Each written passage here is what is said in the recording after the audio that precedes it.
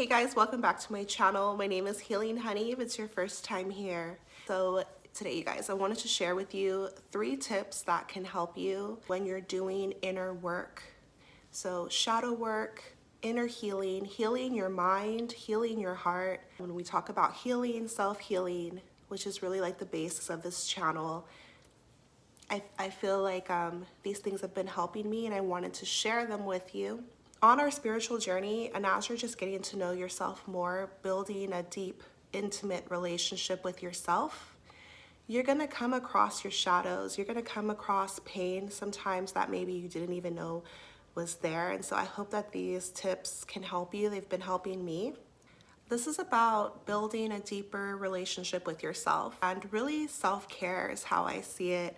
We're not taught about these things. These are things that we have to learn on our own, and they've really helped me shift my life, develop so much self-love, take care of my heart, take care of our inner world, which so many of us, we neglect it because a lot of times we're just focused like on the physical, what we can see, but everything is stemming from your inner world. And if it's chaotic, we want these tips to help us heal and help us feel good, like from the inside out. And I want to remind us, you guys, like I've noticed too that even though I try to spend time on myself and work on my inner world, heal myself and take care of myself, I journal, I practice some of these things all the time, like I still have good days and bad days, just like everybody else. And so like, that's really why I wanted to make this video too. I wanted to remind us that life is full of ups and downs. Some days, like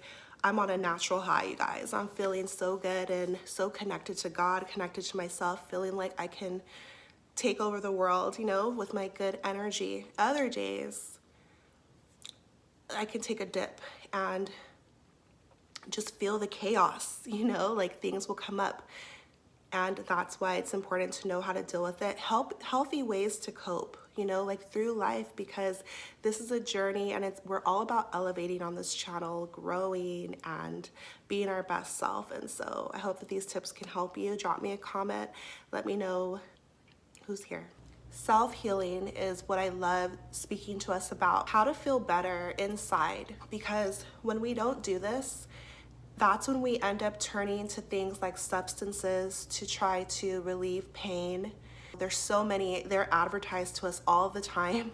Like for anything, it could be a headache. Instead of turning to substances, instead of turning to an unhealthy habit, like that just leads to more pain. And so doing inner work is so vital to our health. It's crazy because there's never an end to like what you can discover about yourself, and also your strength, and also the love that's within you. So it's like you can overcome anything, and there's always more lessons like for you waiting, but it's beautiful. It's a beautiful journey. In school, we're never taught about our emotional health, how to regulate our emotions, and it's so important. Like every single person that you see is going through something that you don't know anything about. We can talk about like anything from like generational trauma to things in people's childhoods to what you've gone through maybe in relationships and just in life. The smallest thing, maybe it doesn't mean anything to you, but to somebody else it can change their whole world and experience. And so this, like, being in tune and getting to know your emotions does not make you weak. It does not make you fragile or like you're some weak person. What it means is that you're in tune with yourself and you're learning how to be there for you. So 3 tips when you're doing inner work. The first tip is that you want to make time to do it. Okay, and so when we're talking about a healing process, self-healing, it's not just something that just happens overnight. You can't just, like, having a desire to heal is not actually the same thing as experiencing the healing. And so in a very busy world that's fast paced, we have so many things to take care of, and a lot of times we come last. And so what I've been learning is to make time to do this, like literally self-care is not just rest. It's not just hygiene. It's not just exercise. Self-care is also taking care of the inside of you, your spiritual health.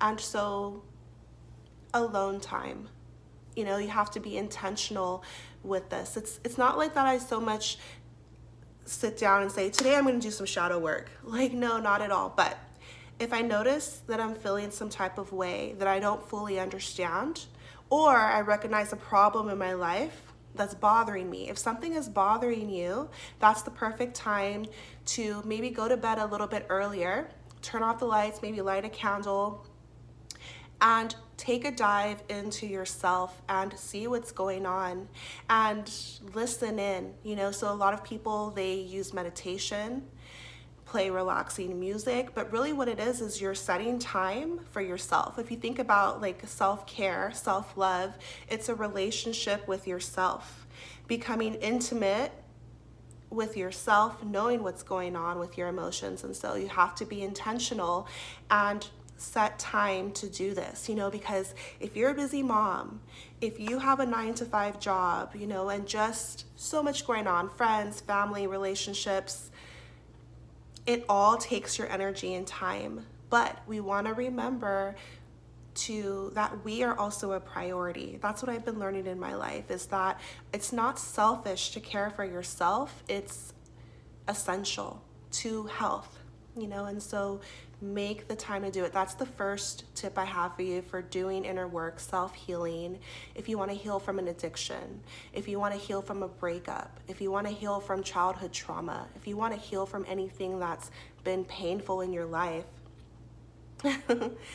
you have to be intentional with the time you set aside to do this, because it takes work. It's inner work, you know, and so this is telling yourself and showing yourself that you matter, and it's going to give you some time to be with yourself and see what's going on, because awareness is like the first step to healing. And you know, we have so many layers to us, you guys. Sometimes what I've discovered is if something is bothering me, it's not really the surface thing that's the problem. I have to dig deeper. We're in layers, right? I'm going deeper, deeper, deeper until I get to the root. Once you get to the root of the problem, now we can really talk about healing, you know? So it's really cool. It's interesting. Like, once again, we're building this intimacy with ourselves. We're really getting to know ourselves on a deep level, and you're getting to know your soul, your essence, and it's a very personal experience. It's a very sacred experience, and you're creating this safe space within you that you can go to, this relationship with self. Very important, very important. Whenever you want to change something in your outer world, it starts within, you know, and so we can't be afraid to do this. We have to be intentional, want to do this. So the second tip that I have for us when you want to do inner work for healing, the second tip is to be ready to feel uncomfortable. Okay, so I'm not going to paint a pretty picture for you guys, because that's just the reality of the situation. First, you want to make time to do this, but then just know that as you're doing this type of work on yourself, with yourself, being there, and healing, when we think about the word healing, it revolves around the word pain, right? So, and that's okay, because everything serves a purpose. So any pain that you've experienced in your life was serving to teach you something about yourself, serving to teach you. It can serve you. And so when you're addressing pain, it's gonna feel uncomfortable. And my biggest tip for you is just to allow those feelings to be there, because emotions are energy in motion. So they're just trying to pass through you. But a lot of times the reason that it gets stuck energetically is because we've been pushing it down. We've been suppressing it. We haven't wanted to face it. We don't want to deal with it. It hurts. And so we ignore it. But when you ignore something, it doesn't go away. It festers, it stays there, it blocks you, stagnant energy. And so when we talk about inner work, it's about getting uncomfortable, feeling those feelings, and then releasing them. Okay, you guys, I'm gonna tell you a personal story. Like a couple of nights ago, something was bothering me in my life, and I had to try to get to the root of it. So I was like, when did I first feel this way? And I went all the way back to like my childhood. I was thinking about when I was like my 10th birthday and my like walking to my birthday party with my dad next to me, and I was remembering the things he said to me, how much he's been there for me, and I just started crying like so much, and all I could think about in my heart was just like forgiveness and love. Because a lot of times when you're doing inner work, you may come across resentment, bitterness, pain, anger, all of these yucky emotions that's why we try to avoid them, right? And so inner work, the way that we really heal, that I've found, is when we choose to forgive and we choose to accept, we choose to allow, and we choose to love. And so many times we want to love when things are perfect. We want to love when everything is okay. And we forget that that's not truly love. Like, love is all encompassing, real, unconditional love, loving somebody even if they've done something wrong, loving somebody even if they've made a mistake. That's real love. And it feels so good. Like, my heart just like bursted open. It's gonna bring you back to who you really are, because we're love at our core. But our ego and pride will have us wanting to stay mad. They were wrong. I was wronged. Okay, yes. But at the same time, love is what frees you. Forgiveness is what heals you.